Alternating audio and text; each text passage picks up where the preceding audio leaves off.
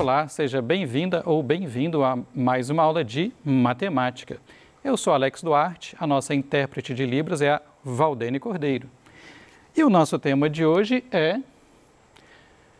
geometria métrica e de posição, ou seja, sólidos geométricos, e nós vamos ver o volume da esfera, primeira parte, ok?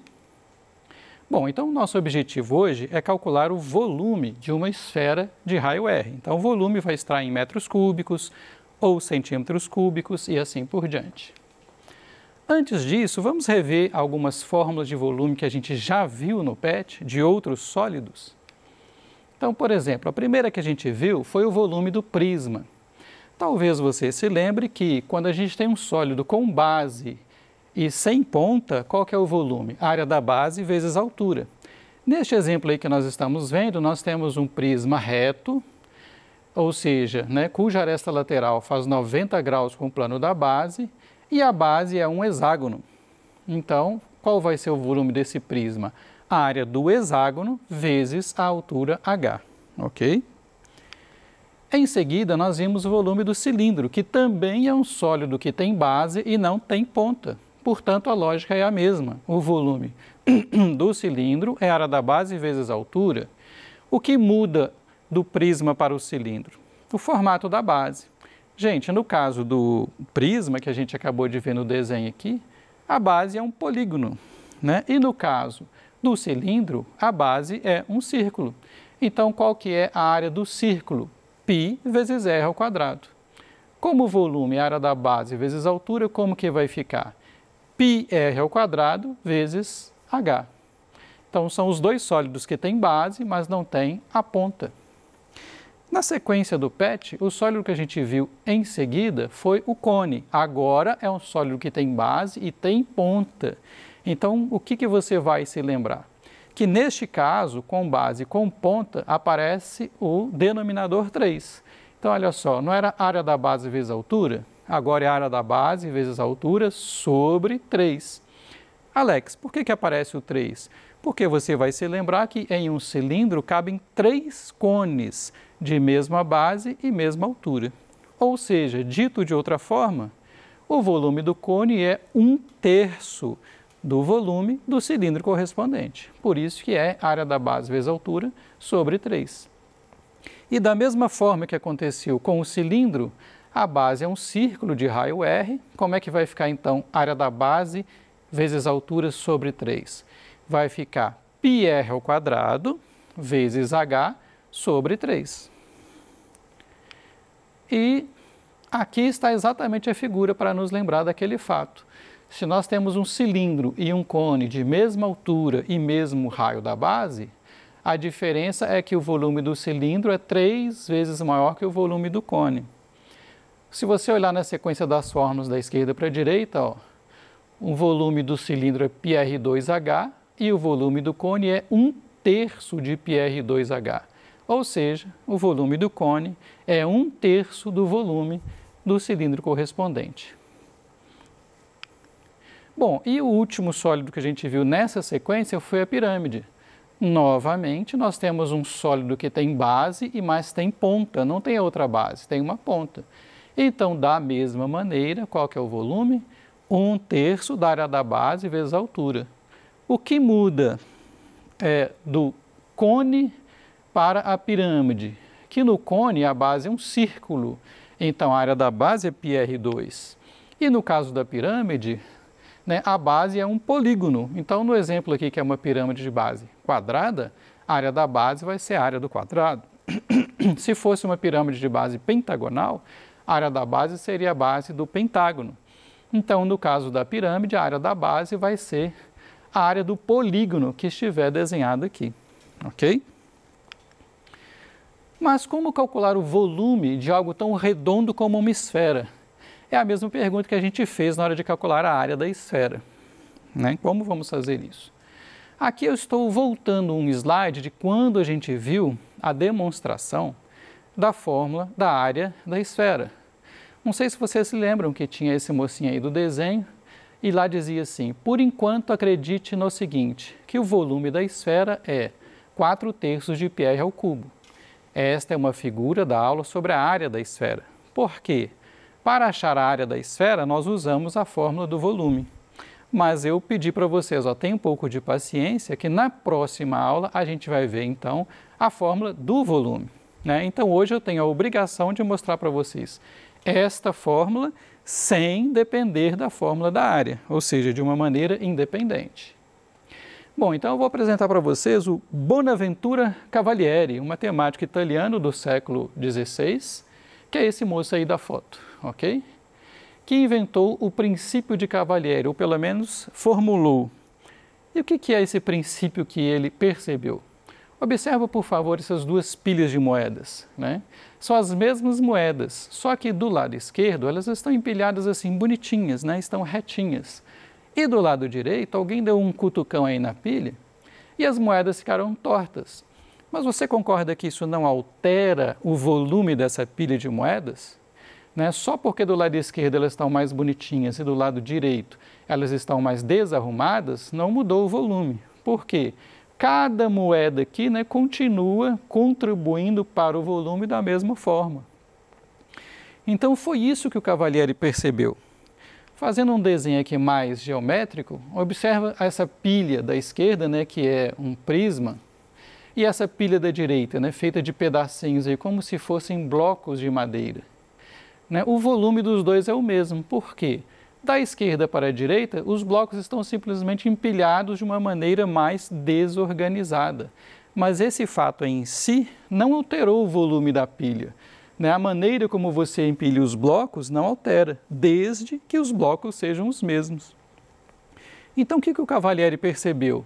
Se você tem um sólido que, dois sólidos na verdade, cada vez que você corta os dois sólidos por planos sempre paralelos, a área determinada do lado esquerdo for igual à área determinada do lado direito, esses dois sólidos têm o mesmo volume.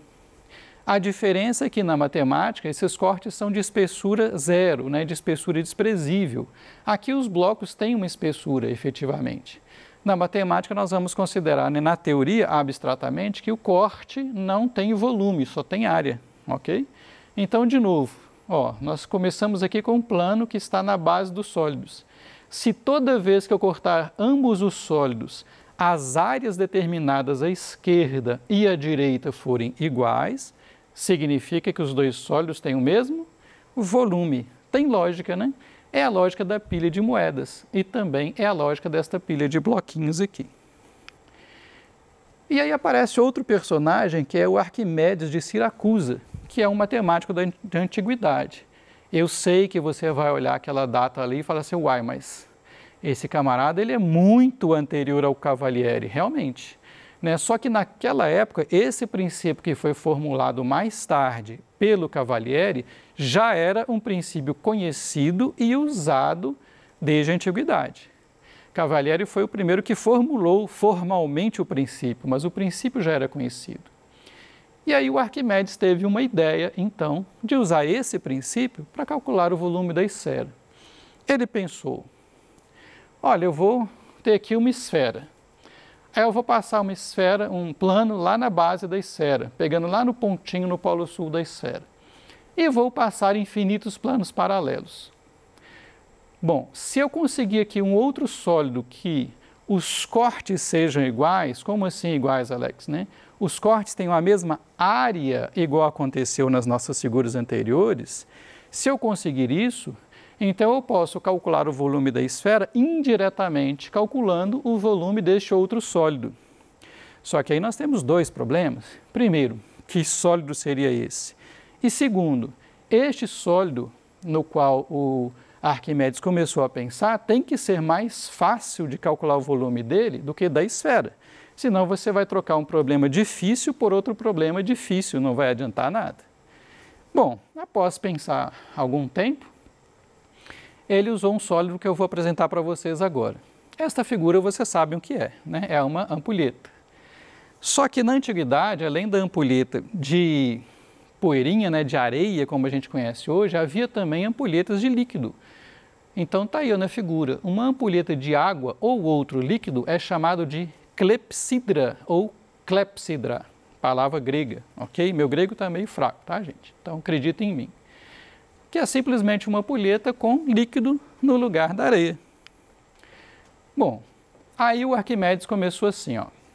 Vamos começar com um cilindro equilátero. Alex, o que é um cilindro equilátero? Como assim? É um cilindro cuja altura tem a mesma medida da sua largura. Ou seja, observa aqui, por favor. Está vendo a circunferência aqui que está nas bases do cilindro, né? Ela tem raio R, diâmetro 2R. Então, a largura do cilindro é 2 vezes o raio. E você pode observar na figura aí, por favor, que a altura também é 2 vezes o raio. Ou seja, como se você tivesse um copo cuja altura é exatamente igual à largura do copo. Isso que é um cilindro equilátero. Se você cortar esse cilindro por um plano vertical, não vai dar um retângulo qualquer, vai dar exatamente um quadrado. Bom, e aí, neste cilindro foram introduzidos 2 cones. Pega aqui o centro do cilindro, um cone para cima e um cone para baixo, de modo que as bases dos cones são exatamente as bases do cilindro. Então, esta figura mostra o cilindro equilátero e os 2 cones. Então, se você parar para pensar, isso que está dentro, né, os 2 cones juntos, são uma clepsidra ou clepsidra, a reunião dos 2 cones. É como se você tivesse uma ampulheta. Só que aí o Arquimedes fez o contrário. Imagina agora que você tem esse cilindro de metal, alguma coisa assim, e você cavou nele 2 buracos cônicos, ou seja, é o complementar da outra figura, é o que sobrou da outra figura. O que está sendo chamado aí de sólido X é o cilindro menos os 2 cones. Então, quando você tem os 2 cones, você tem uma figura parecida com a clepsidra, né? Parecida com uma ampulheta de água. Então, o contrário dela, como que se chama? Anticlepsidra, ou seja, é um cilindro com um buraco no formato de uma ampulheta. E aí, o que nós vamos fazer com isso? Primeira coisa, eu vou mostrar para vocês que, como é um cilindro equilátero, o ângulo aqui dessa reta aqui horizontal, da geratriz dos 2 cones, é de 45 graus. Aqui embaixo também você pode ver 45 graus e o ângulo central lá de 90 graus. Isso implica que quando você pega um segmento aqui, ó, paralelo à base e outro segmento na vertical, como os 2 ângulos internos aí são de 45 graus, nós temos um triângulo retângulo isósceles e os 2 catetos então são iguais. Guarde essa informação, por favor. Bom, então o Arquimedes, usando o princípio de Cavalieri, conseguiu inventar o sólido que ele precisava. Então, vamos ver em cada lado a área. A área da esfera, olha só. Vamos considerar que na hora que você fez o corte, o raio do círculo lá do corte é S. Na figura, o raio da esfera em si é R. E D é a distância do centro da esfera até o plano do corte. Qual que é a fórmula da área do círculo, gente? Π vezes o raio ao quadrado, que no caso é πs ao quadrado. Só que pelo teorema de Pitágoras, naquele triângulo que vocês estão vendo, S ao quadrado mais D ao quadrado é o raio ao quadrado. Então você consegue isolar o S ao quadrado. Passa o D ao quadrado, para o outro lado, como? Invertendo a operação, ficou S ao quadrado igual a R2 menos D2. Então, nesta primeira fórmula, o πs2 ficou π, que multiplica R2 menos D2. Vamos ver o que acontece do outro lado no corte, que é na anticlepsidra. Na hora que você cortar, lembra que a ampulheta é o buraco, o sólido mesmo está nessa parte aí mais colorida da figura.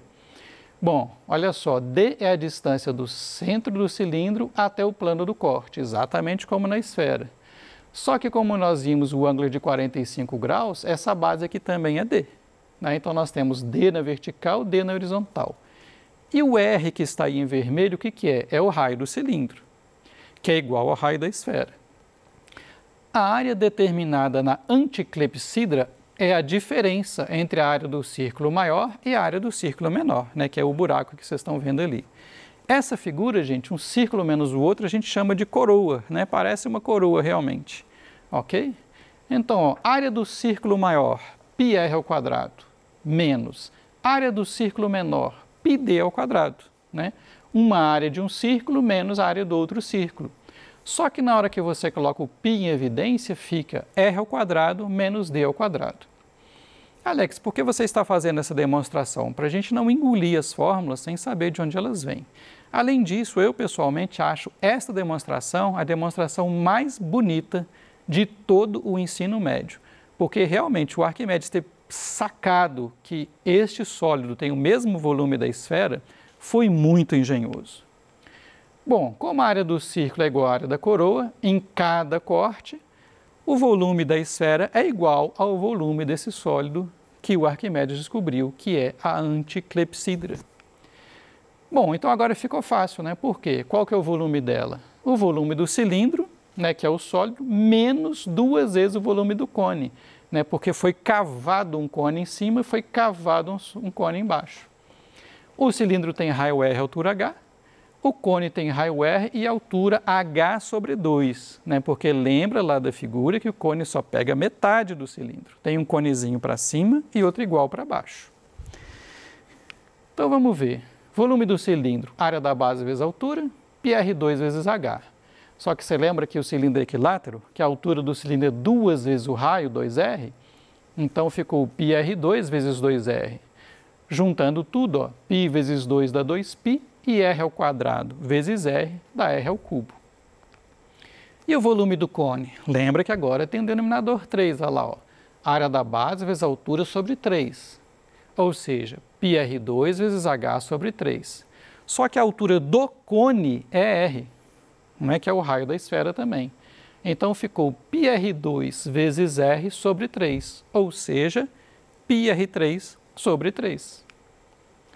Então, para calcular o volume da esfera agora, é só fazer o volume do cilindro menos 2 vezes o volume do cone. Substituindo aqui, né, coloquei aqui o volume do cilindro que a gente achou, o volume do cone. Como que multiplica 2 por πr3 sobre 3? É só você lembrar que o 2 é 2 sobre 1.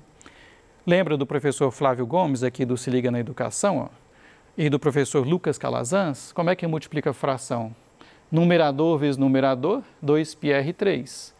Denominador vezes denominador, 1 vezes 3, 3. Tirando o mínimo é 3, né? 3 por 1 dá 3 vezes 2πr3 deu 6πr3, menos 3 dividido por 3 dá 1, vezes 2πr3, 2πr3. Finalmente, o volume da esfera é 4πr ao cubo sobre 3. Em alguns livros aparece a fração na frente. 4/3 de πr ao cubo. Então, foi assim que, desde a antiguidade, se mostrou a fórmula do volume de uma esfera. Então, o volume da esfera de raio R é 4πr ao cubo sobre 3. Eu vou deixar aqui para vocês um exercício, né, que é o PET 5, atividade 1 da página 15, que te dá o volume da esfera e pede a área, né?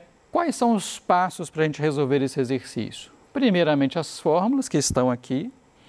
Aí nós vamos igualar a fórmula do volume com 2.400π, né? Em seguida, a gente corta π com π, chega em 4r ao cubo igual a 7.200. E aí você consegue isolar o raio, né? Só que o raio dá raiz cúbica de 1.800, então dá uma conta chata, né? Porque aí você tem que fazer alguma fatoração para chegar à conclusão final de que o raio vale 2 raiz cúbica do 225. E depois você vai ter que voltar na fórmula da área com este raio, né, para colocar o raio ao quadrado. Então a álgebra aqui é bem chata, né, porque fica 4π vezes 2 raiz cúbica de 25 ao quadrado. Aí, após algum algebrismo, você vai chegar à conclusão que a área dessa esfera é 240π vezes raiz cúbica de 15 centímetros quadrados. Eu coloquei aqui os valores, né, em decimal só para você ter uma noção. O raio é 12,1644 centímetros, o volume 7.539,82 centímetros cúbicos, lembra que é volume, e a área 1.859,48 centímetros quadrados, ok? Bom, essas são as nossas referências. Este segundo livro aqui é o livro do qual eu tirei a demonstração do Cavalieri, né, do princípio de Cavalieri. Muito obrigado por sua paciência e até a próxima aula.